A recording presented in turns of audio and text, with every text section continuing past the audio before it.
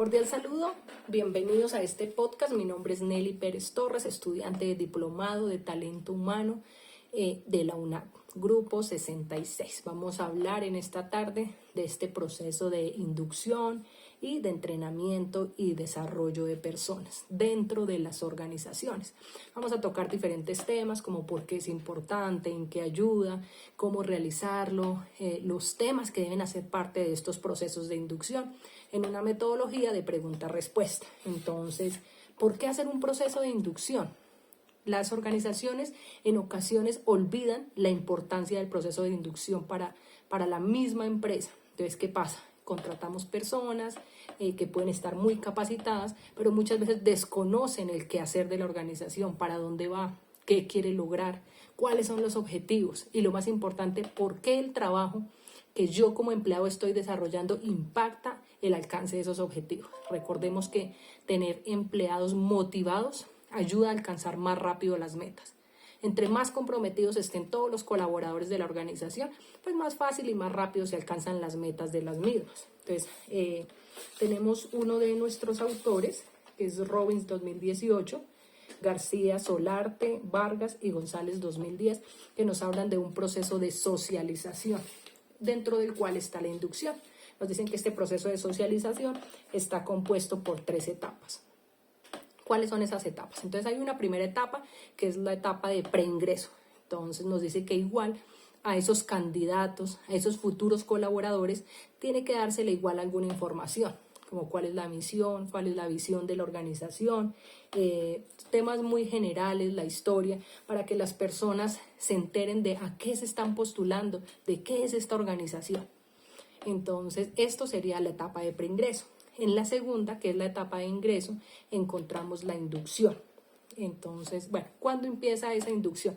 Cuando ya después de ese proceso de selección, escogimos un candidato.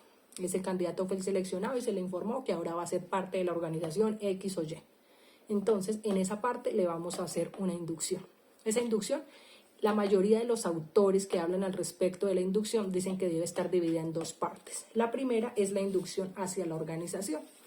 Ahí es donde presentamos una visión muy global de la organización, cuál es su estructura, cómo está compuesta, su misión, sus objetivos, sus valores corporativos, qué es lo que quiere lograr, qué ha hecho para lograrlo, pero dentro de este mismo está cosas que le importan mucho al trabajador. Cuáles son sus incentivos, cuáles son sus estímulos, cuáles son sus prestaciones. También ahí debemos informar sobre las normas, los reglamentos de trabajo que existen y algo que para mí es muy importante y es el programa o el plan de comunicaciones que tengan las organizaciones.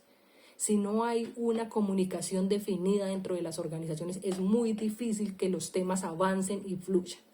Si yo como colaborador en cualquier área, si soy operativo, tengo una idea de cómo pueden hacerse mejor las cosas, pero no sé a quién debo comentarle esa idea, pues es muy difícil, porque si se la comento a un líder que cree que eso le va a generar más trabajo, la va a engavetar. Y ahí se va a quedar una idea que de pronto podría ayudar a que los procesos funcionaran de una mejor manera y de una manera más rápida.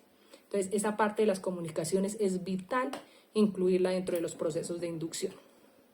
Por otra parte, está la inducción a los puestos de trabajo, que es en la que la mayoría de las organizaciones se centra, en decirle a su trabajador cuál es su jefe inmediato, cuáles son sus actividades, a esta hora entra, a esta hora sale, esto es lo que debe entregar, estos son sus compañeros, todas esas cosas que son importantísimas, valiosas, pero son el quehacer del día a día.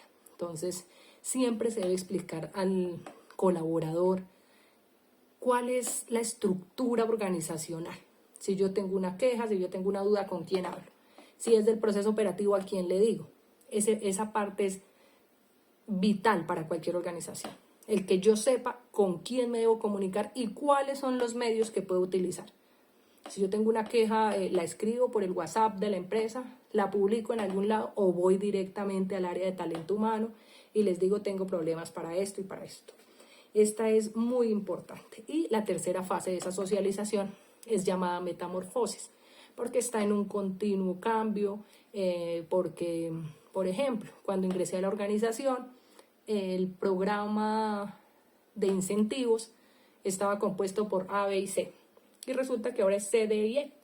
Entonces, esa metamorfosis es ese continuo proceso de inducción en el que las cosas van cambiando, entonces pues deben ir informándose a los trabajadores por qué cambian y cuáles son los cambios que se requieren. Aquí podríamos tomarnos un momento para hablar de los beneficios que tienen las inducciones. Entonces esas nos van a ayudar a que los colaboradores se enteren de cómo es la organización, cuál es la cultura, cómo es que se manejan las personas en esta empresa. Yo puedo hacer esto y está bien visto, yo puedo hacer esto y no está bien visto. Eso es importante que lo aprendan. Cuando las personas se sienten cómodas en su lugar de trabajo, pues hay un menor costo de todo el proceso de capacitación, de todo el proceso de captación, de todo el proceso de contratación. Todo ese tema disminuye porque la gente se siente a gusto cuando se siente parte de la organización. Y eso es lo que debemos lograr, que las personas se sientan parte de esa organización para la que trabajan y den lo mejor de sí. Y así, ¿qué va a pasar? La empresa va a alcanzar más los objetivos. La facilidad del aprendizaje. Eso va a reducir esa curva de aprendizaje que se tienen en todas las organizaciones. Nos va a ayudar a que no sea tan lenta, tan horizontal, tan vertical, sino que vaya en ascenso. Entonces, porque él llega y de una vez le estoy empezando a explicar lo que debe hacer, cómo lo debe hacer, le hago un acompañamiento. A medida que va pasando el tiempo, pues son menos las dudas que van a surgir. Entonces es importantísimo. Bajan los costos de reclutamiento y capacitación porque pues nuestro empleado va a durar, que es lo importante. Por otra parte, entonces tenemos el entrenamiento de personal. Y eso es mejorar esas habilidades y esas destrezas que tienen nuestros empleados en el cargo que desempeñan. Se centra en destrezas físicas y se enfoca principalmente en el desarrollo de las tareas que están asignadas a cada puesto de trabajo. Entonces es ir más al detalle, a qué se debe hacer, esto se hace de esta manera, esto se hace de otra forma. Es importante. Después de ese entrenamiento de personal también está la capacitación. La capacitación debe ser continua.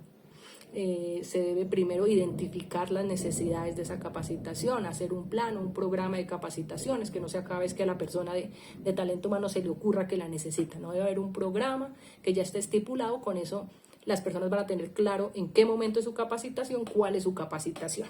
Tenemos que desarrollar ese plan de capacitaciones, hacerle un mejoramiento si se requiere y, como siempre, es importantísimo evaluar todo lo que se hace, porque de ahí salen las acciones de mejora para que ese plan cada día sea mejor. Pero pues si no lo evaluamos, no sabemos si está funcionando. De ahí la necesidad de evaluar cada una de las cosas que se hacen, no por la necesidad de mirar si está bien, si está mal, de si lo hizo o no lo hizo, sino para mejorar, para crear esas acciones de mejora que ayudan a todas las organizaciones. El desarrollo de personal, por otra parte, es potencializar esas habilidades que tiene la gente, no siempre para explotarlas en el puesto de trabajo que tiene, es más, a veces ni siquiera para hacerla dentro de la misma organización, sino para que les sirva para la vida. Los empleados son muy agradecidos cuando ven que las organizaciones se preocupan por ellos, que no están pensando solamente en ellos, en que me genere mejores resultados, que sea más productivo, que sea más eficaz, sino cuando estoy pensando en ese trabajador, que si de pronto tiene una mejor oportunidad, pues con eso que yo le enseñe en el entrenamiento, en la capacitación, en el desarrollo, va a tener más oportunidades. Así es que se tienen trabajadores más productivos, más comprometidos. Debemos pensar que las organizaciones, por más tecnificadas que sean, siempre van a tener ese factor humano. Y ese factor humano es decisivo en el éxito o en el fracaso de las organizaciones. ¿Cómo logramos eso? Con personas comprometidas. No hay otra manera. Entonces, ese es el resumen, porque es un tema amplio, interesante e importantísimo dentro de las organizaciones. Era de lo que quería hablarles el día de hoy. Muchas gracias. Buena tarde.